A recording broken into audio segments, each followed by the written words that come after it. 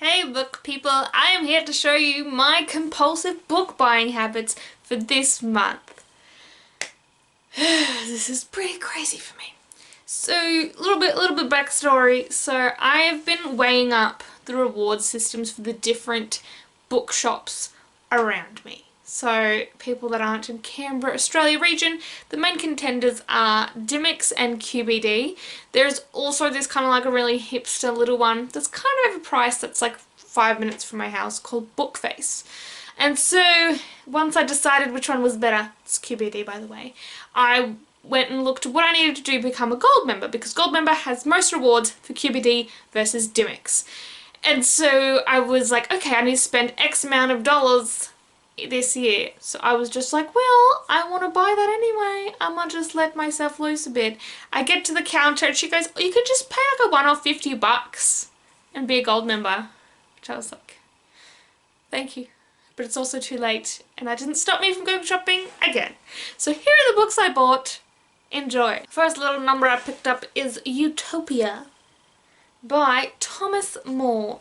So from what I know, this is kind of one of the earliest works of dystopian. Even though it's Utopia, Utopia is never a utopia. It's always going to turn into a dystopia. Like The Good Place, I remember like I was watching that and a friend of mine was like, oh, but like, how's that gonna work if everything's perfect? And I was like, just you wait. I've read enough dystopian books to know how this song and dance goes. So it's quite small and I'm really hoping I'm going to get something good out of it. The next two I got are part of Rick Riordan's collection.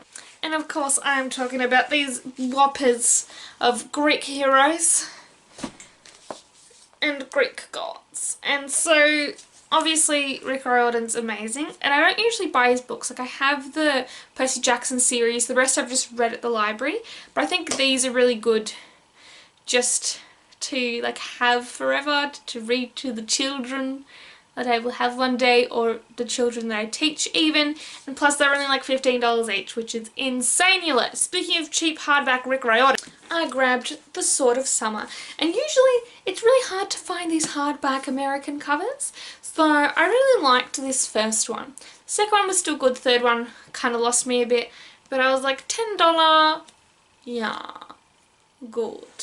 And the last of Rick's books I got, because I must have just all been on sale or something, was the graphic novel for Throne of Fire. So I've read all of the Kane Chronicles and I have the graphic novel for Red Pyramid, and I'm like, well, I'm not going to say no. It's been a while since I've read them and this would be a fun way to revisit them, and I just like to have graphic novels of books I've already read. It's really weird, but that's what I do. While I was grabbing Sword of Summer, I also grabbed Hotel Valhalla Guide to the Nine Worlds. And so, not Nine Worlds, the Norse Worlds, but it's the Nine Worlds, let's be real. So yeah, just like a fun little companion. This wasn't what I planned on getting, but I did anyway, and that is Aurora Rising by Jay Kristoff and Amy Kaufman, the team also behind the Illuminae series. And so I love sci-fi. I've been reading a lot more sci-fi lately. I want to keep that keep that going, and this just sounds like it's going to be like a fun ride. Plus it's the group book for the biannual bibliothon. It's the last one, which will be my first one ironically, and so it'll be a good chance to discuss this. Plus, well done marketing.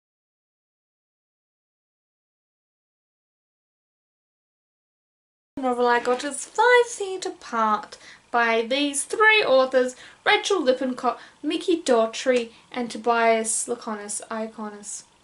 It's a lowercase L or capital I. It's probably capital I, but it doesn't have the little, which it really should. So it's kind of in the vein of Fault in Our Stars from what I can tell. I liked Fault in Our Stars. Apparently it's a bit different as well, and you know, just it's going to be a cute, heart-wrenching book, and I'm ready for that. While we're on YA contemporaries, I also bought The Sun Is Also a Star by Nicola Yoon. I've already read this one from the library because I'm a library lover, and so this is one that I'm like, I like it enough to own my own copy, and so here we are. Try and probably get some people to read it. The next is a series, so the last book came out, so I was like, okay, it's time to get them all so they can be matching, and that was unsuccessful, but I tried. So the first book is Defy the Stars. This is the cover I didn't want, but this is the cover I read from the library, so I guess there's a bit of nostalgia. At the end of the day, it's the content that matters more than the cover. And so the first book is Defy the Stars. The second book is Defy the Worlds. I like this cover better. And the latest one is Defy the Fates, which I'll be reading for the Sims-a-thon. And so basically this is a sci-fi series with the whole AI, what is humanity concept, as well as just some fun planet hopping and stuff on spaceships and like robots. So it's all the good stuff, and read it. Next I got the last book in the Winner's trilogy, I want to say, The Winner's Kiss by Mary Rutkowski. So I haven't actually read any of these books yet, but I got the first one really cheap and I just feel like it's something I want to enjoy, so I was like, let's get them all so I can marathon. Although I think the reason I got this a bit cheap is because it's damaged.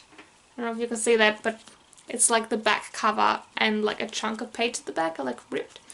But it'll do its job, I'm hoping, and like it'll do. My next purchase was Oil Perfects by Colleen Hoover. So this is one I've also read from the library, and it was just like, so far I love every Colleen Hoover book. Like, some are like higher, and this is one of the higher ones for me. So yes, read it.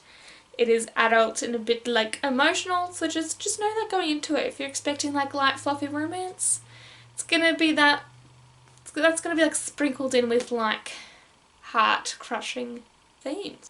Then following suit with Colleen Hoover, I absolutely had to buy Verity because everyone has been going on about this, and I'd been searching and searching my bookstores everywhere and I didn't have it. For whatever reason, bookstores in Canberra hardly ever have any Colleen Hoover, and if they do, it's like one or two and hardly ever the new releases. It's really odd. So I had to buy this off Book Depository. It was an exorbitant amount, especially for a paperback, but I have trust in Colleen and I think it's going to be really good, so fingers crossed. I'm so blind, it's not even funny. And then randomly, just because it was on sale and it like kind of piqued my interest a little bit, I got Scrappy Little Nobody, sorry tripod, by Anna Kendrick. So I kind of have like a love-hate relationship with her, but I think I actually like her more than I think I do. Because I remember her like from like Twilight Days, and like Pitch Perfect, and like Into the Woods, and The Last 5 Years, and so I like musicals, and like I'm always going to have a bit of a love-hate relationship with her, but I want to know more about her. Might sway me.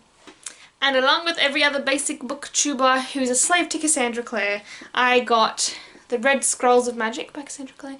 So this is kind of a little standalone-y kind of book that just focuses on Magnus and Alec. I'm not completely sure where in the timeline it is, but it's not future. So this isn't something I'm like dying to get to right away, and part of me was just thinking I would just give it a miss, but I'm gonna be loyal. I'm gonna do it. Also, I'm wondering, so I haven't read Tales from the Shadowhunter Academy, and I know it was kind of like the Bane Chronicles were like, oh, you have to read it before this book because it has information, but I just didn't. Would you recommend going back and reading it after, or is it just like, don't worry about it now? Let me know. Next, I got Nevernight by Jay Kristoff. So, story, I got this from the library. I was hooked from the first page. I was like, oh my god, this is what I need, some gritty adult fantasy shit. Because it's popular, I could not have it for very long from the library, and there was no way I was going to be able to read it in time, along with all these other books I had from the library, and I was like, you know, fuck it, I'm going to buy it. And I did. And so I'm going to find some time to read this. Another fantasy book I got is Circe by Madeline Miller. So this is something I've heard about for forever, and it's gorgeous, and it's Greek mythology, so it just sounds like everything I'm going to love. Plus, I've nearly bought this book so many times, but just been put off by the price because it's an adult book, so they're just like, well, we're going to charge more, honey.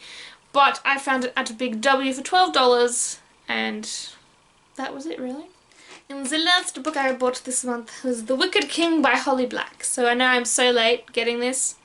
I haven't even read The Cruel Prince yet, but because I'd like my books to match, this was $12 again, and it was a tall edition like my Cruel Prince.